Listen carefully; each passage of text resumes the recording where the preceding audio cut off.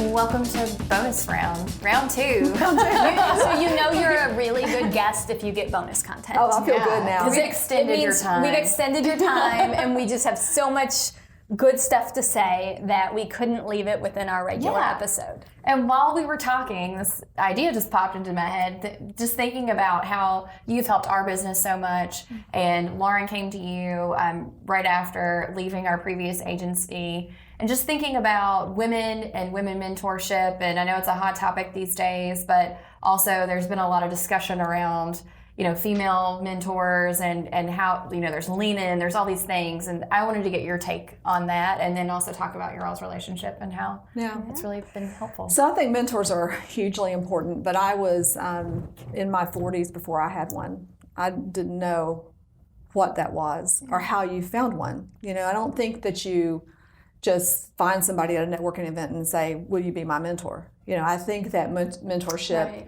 I think it develops, and that there has to be a good relationship, because a good mentor will tell you the truth, even when the truth is something that you do not want to hear. It's, mentor is not a cheerleader. A good mentee will listen. Yeah, the good mentee will listen. I take 6 months to listen on any You're decision. like, Hannah was right. Don't let that person work remote.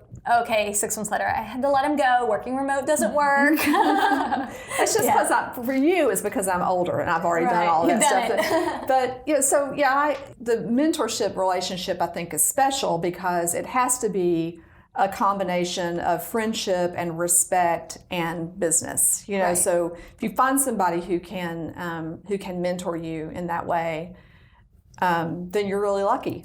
Some mentors are paid, and that's valid, I think, because there are some people who, that's sort of like a coaching relationship, And some mentors you just find and they're friends and they agree to spend time with you, and I had some of those.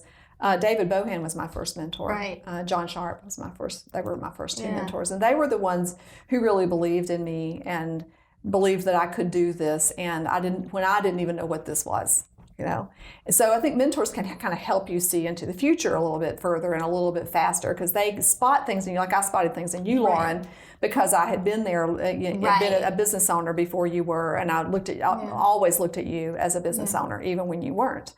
So, I never looked at myself as a business owner. So I think that's another key thing of mentors is, you have been a great mentor, and then Mark Scribner, Snapshot Interactive. I would say since I've started the business, you two have been probably my strongest mentors.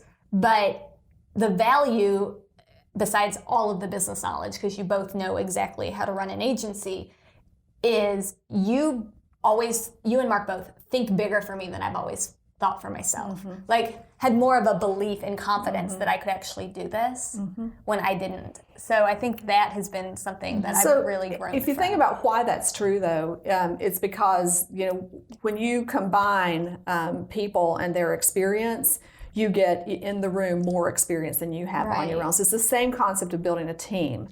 Like, you're stronger because of the team that you build, because there's more heads and more experience that you're putting in the field. Well, it's the same thing when you combine yourself with you kind of align yourself with other business owners, because they have a different layer of experience that you don't have, and so they see things that you haven't even thought of yet.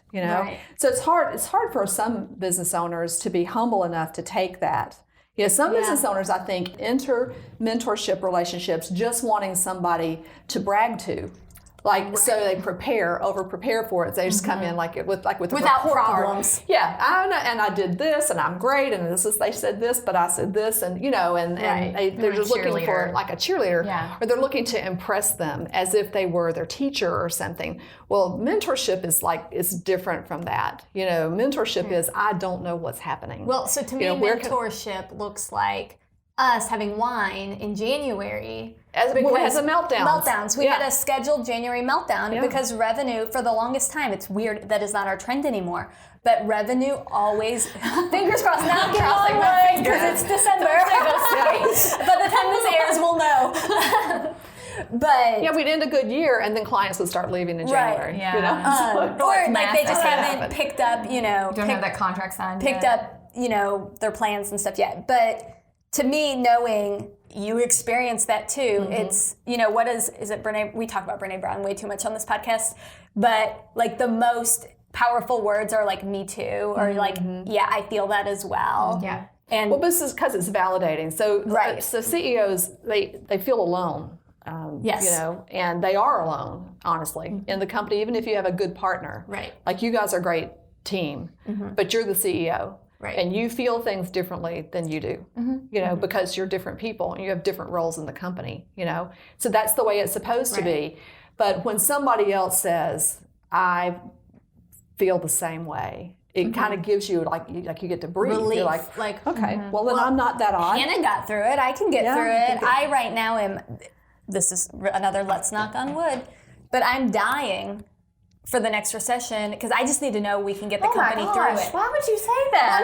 I mean, not really. I just We're because gonna edit it's that out. because it's impending. No, we're not editing it out because Jesus it's Christ. at some point while we run a business, we have long careers ahead of us. You're 34. Yes. Or 35? I don't remember. 34. But 34. Yeah. I'm 37. Let's say we work into our 50s. There's going to be another economic dip.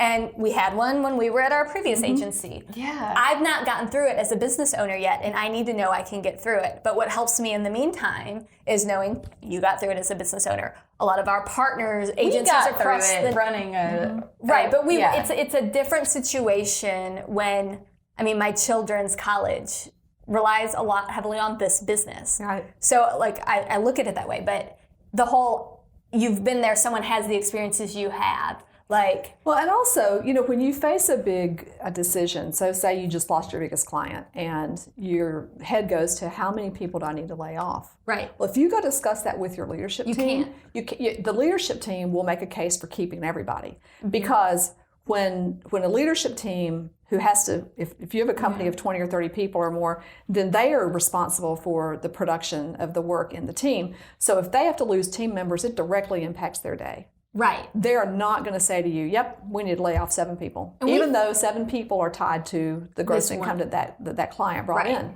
Right? It's almost always the right. If you lose the biggest client in your agency, I mean, you probably are going to have to lose somebody.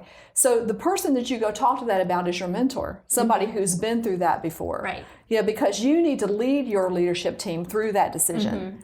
But nobody can make that decision. You need to be informed by your leadership team about what will change if we have to lay off people, right? So I'm not saying that you just go in there, you know, like hard charging but they and just shouldn't do be it. your first conversation. But they shouldn't be your first conversation because you have to get perspective on what it means to you and to your company and the battles that you're going to fight while you're making that decision. Right. And your leadership team is coming at it from a whole different point of view. Some of the mistakes that I made at Paramore were not trusting my gut like that and giving too much weight to what my VPs and directors said because they were afraid of what would happen to their day, you know, their life, you know, if we had to adjust the staff. Right. So, but the numbers are the numbers. You know, when the revenue dips, then you have to adjust your operating expenses. That's all there is to it. Right. And with that, I mean, I have in writing, not names of people, of course. So if our employees are listening to this, don't you worry.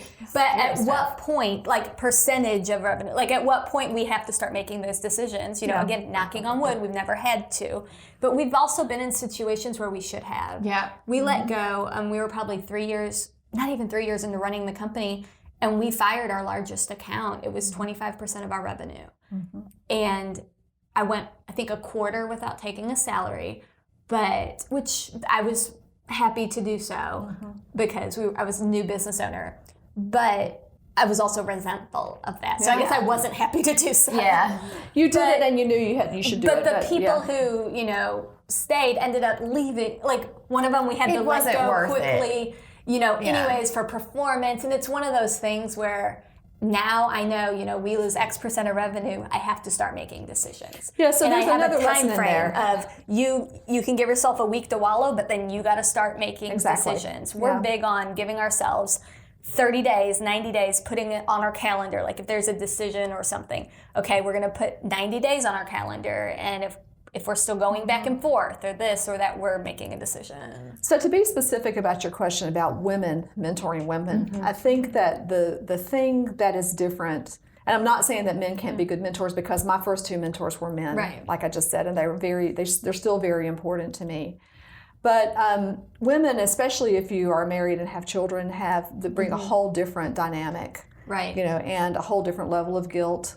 It's not, I wish it weren't so, and I don't think it's 100% so, because I know a lot of women who have husbands who stay home with the kids, and so because the woman's running a company, and things are definitely changing. But I do think that the way women relate to each other is special. Right. And that there is an emotional component to it that you can't and maybe shouldn't share with another man. Right.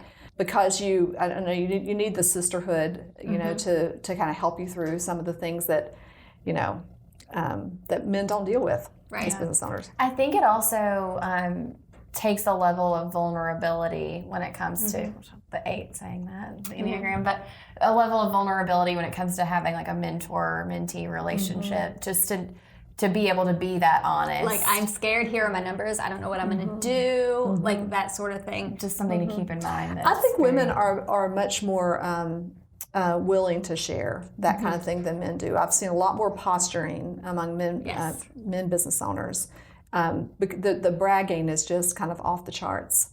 I don't see it as much in women. Women are much more willing to say, I don't know what I'm doing here, can you help me? Right. And I think there's a big strength in that. We could just talk about this all day. But anything else you want to say? We got bonus content, Hannah. Well, I think what's that on your mind Reed in life Public in Relations general? is an awesome company to Right. This is not an ad. We will take that out. No, you don't have to take it out. But I think we're headed into a really great decade. I'll just say that 2020 is a great number, isn't it?